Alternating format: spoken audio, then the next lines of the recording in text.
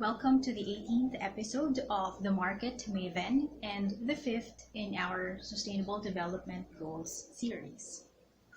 Also, advanced Merry Christmas in the Philippines, at least where we conducted our study, specifically in Taytay, a municipality in the province of Rizal, that first province just right beside Eastern Metro Manila. Christmas atmosphere is felt as early as September or October. No pandemic or super typhoons can dampen this Christmas spirit, even if the survey location or its surrounding areas recently experienced flooding, which made the fieldwork completion take a little longer. But here we are now, and we are presenting the findings for our sampler research with a focus on SDG number 4. Ensure inclusive and equitable quality education and promote lifelong learning opportunities for all. We have asked 30 people composed of the following. With the exception of the 4 teachers, professors, the surveyed participants were interviewed face-to-face in public areas in Taytay, Rizal. So of these, excluding the 4 teachers, professors, 4% among the surveyed have an awareness on sustainability or sustainable development goals. 11.5% have heard of it and are familiar with the term, but could not recall nor so explain what it is. And these are the questions that we asked.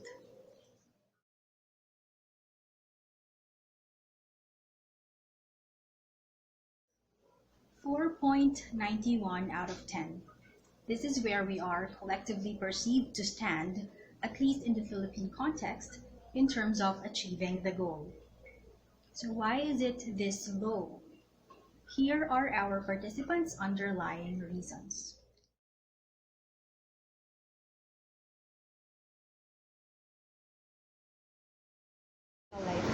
It should start po within the institution na dapat yung budget po for education hindi po na dapat napupunta kung saan. Kasi po marami po tayong classroom na kulang and outdated na po.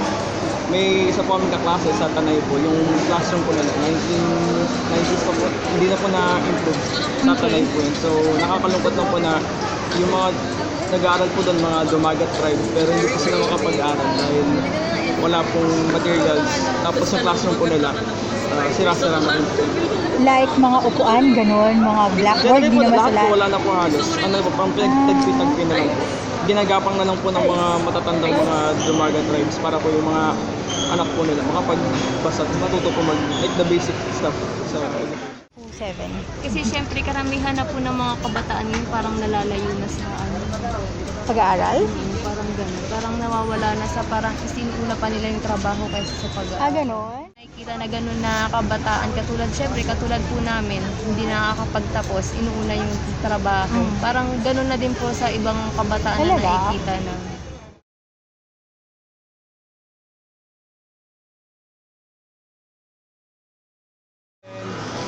Quality rin? Quality yung education. Ba't nilang po kaya nasabing parang hindi quality? Depende po if you're part of the Big 4 po.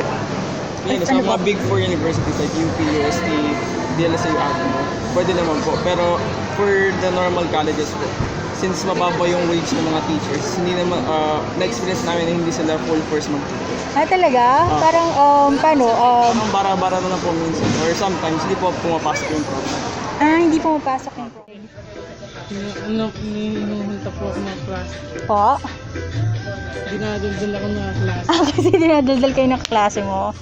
Yung iba hindi naman napag-aaral. Dahil yung iba hindi nakakapag-aral? Kasi dahil sa din, pera. Okay. Yung iba, pinababayaan ng magulang. Napapabayaan na lang ng magulang. Okay. Yung iba, natututukan naman. Kaso, hindi wala sa disiplina ng estudyante na matuto. Parang wala sa determinasyon ng estudyante. For hindi maganda kasi yung mga tinake na subjects ng grade 12, tinake din ngayong college. So parang nagsayang lang ng oras. Okay. Mas mababa kasi yung natin. Lalo na kapag sa magsasagot. Pag? Sa mga magsasaka po. Sa mga magsasaka, mas mababa yung parang level ng education? Specific to new normal conditions, while few have the attitude of gratitude for being able to carry on with learning despite a pandemic, majority voiced out concerns, particularly regarding uncertainty towards the future, which makes SDG 4 seemingly harder to reach, as well as about technology-related issues and shortcomings, and lack of support from people who could enable them to make the most of their online schooling journey. Ano po, nakakapag-aral na rin pa rin naman po kahit sa online class pa monthly na po. Kaya po natin. Hindi po natin alam kung ano po Dahil Hindi tayo nakakasabay sa teknolohiya ng bawat iba't ibang bansa. hindi tayo nakakasabay sa teknolohiya. Kasi yung pamamalakad ngayon ng edukasyon medyo mahirap. Bakit? Para sa aming mga estudyante kasi yung iba din kasi hindi rin nakakasunod sa mga lessons ng kasi dahil nga sa internet or dahil sa network ng natin. Tapos yung iba din kasi wala ding mga gadget. Tapos yung iba naman kapag module, di ba, hindi rin naman natin alam, yung mga magulang natin hindi rin naman natin matatanong kasi nga hindi rin nila alam.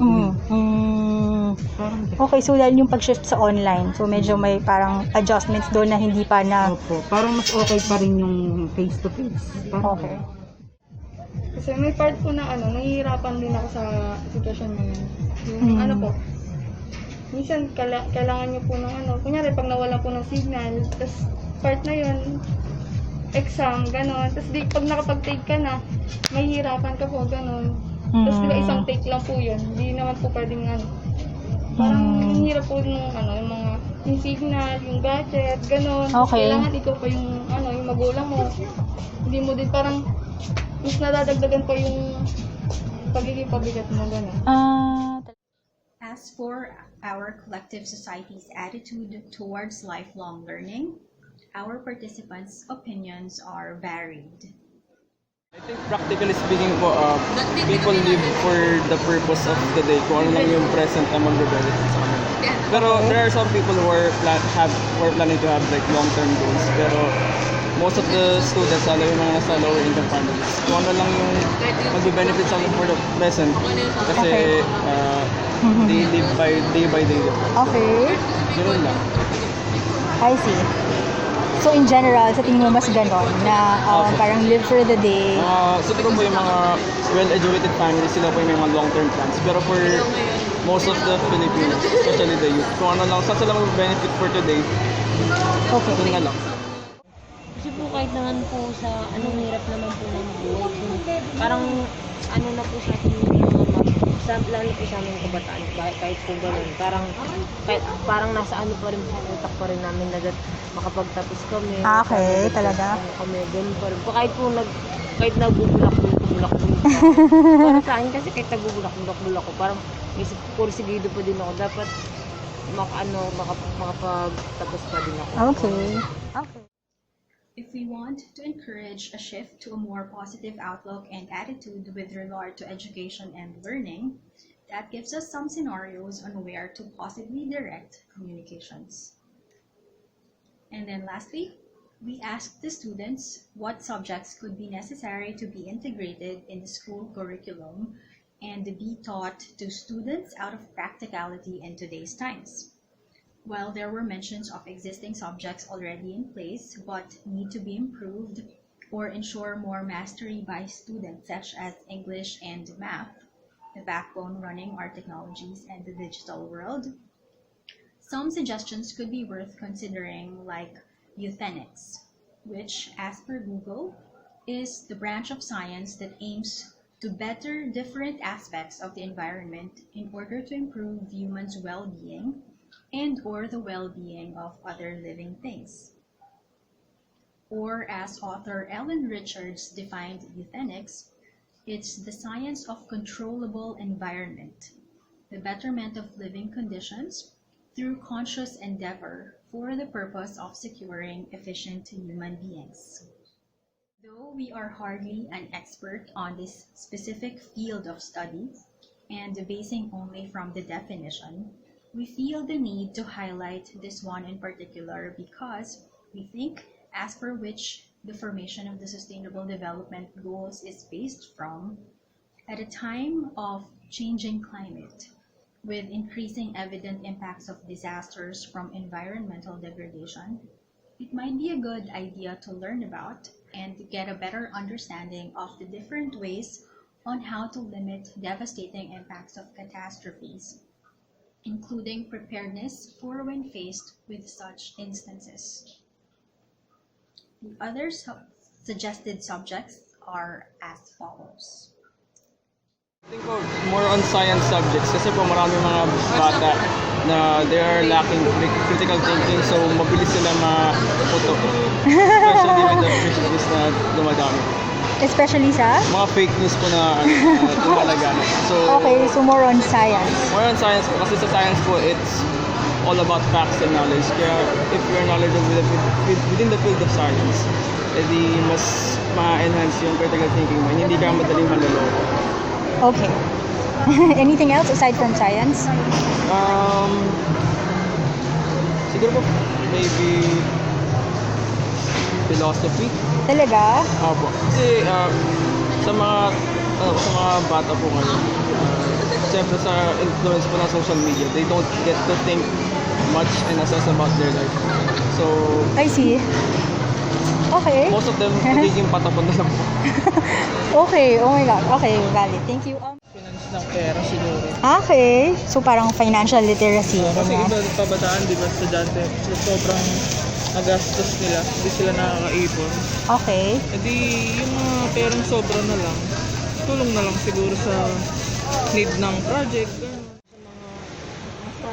Mga negosyo, basta yun. Talaga, more on business. Opo, sa tingin ko. Kasi po minsan, para lang po sa akin, parang ano pa yung diskarte kumpara sa natutunan mo. Parang ako okay. may sa edukasyon, may natututunan tayo, dagdag kaalaman siya. Pero sa tingin ko po, kung wala ka pa rin diskarte sa buhay, kahit nakapagtapos ka, wala ka pa rin pong mararating. Okay. So yung parang more on yung mga diskarte. Kung Opo, para sa akin lang. Kasi business, ako, ganyan. Okay, meron pa pong iba? So, yun lang naman po. Parang more in ganun lang.